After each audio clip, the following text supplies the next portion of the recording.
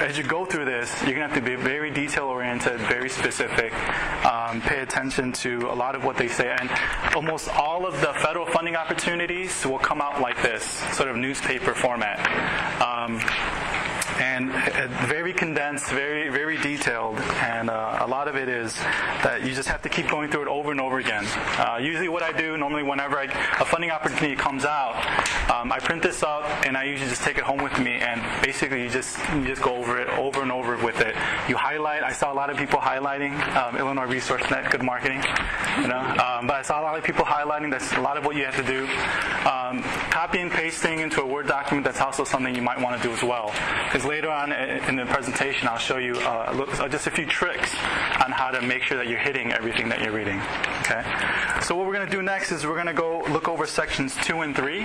Where you get a hold of this, you can either go to www.cfda, that's Kellogg Federal Domestic Assistance.gov. I think that's the website.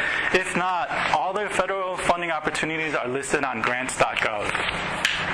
It's grants.gov, www.grants.gov. You can search for funding opportunities. Later on in the presentation, I'll show you. You can also have opportunities sent to you via email. You put in specific criteria that you want. So if you're serving youth programs, you can say youth programs, or you can have all funding opportunities from a specific federal agency sent to you. So grants.gov, it's not primarily the reason why grants.gov was created was for application submission. So that's where they focus most of the technical sort of the robustness of the system. But now that that's pretty much set, they're transitioning over to beefing up their funding searching interface. So I mean, grants.gov is pretty good. So if you're ever looking for funding opportunities, that would be the first place that I would go, is grants.gov. Okay. Any other questions on that first section? No? Okay. Now what I'd like to do is we're going to go over sections 2 and 3 for the next couple pages, but I want you guys to read it individually, but then pair up with maybe 3 or 4, in groups of 3 or 4. If you're from the same organization, it might be a good idea to pair up with them. If you're here on your own, maybe just around the area that you're in. How do you find out how much money is available? That's in the later sections.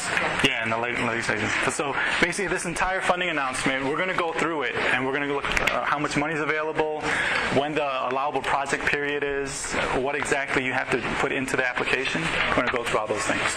Okay. So at this time, if you can go through sections 2 and 3, and basically do the same thing.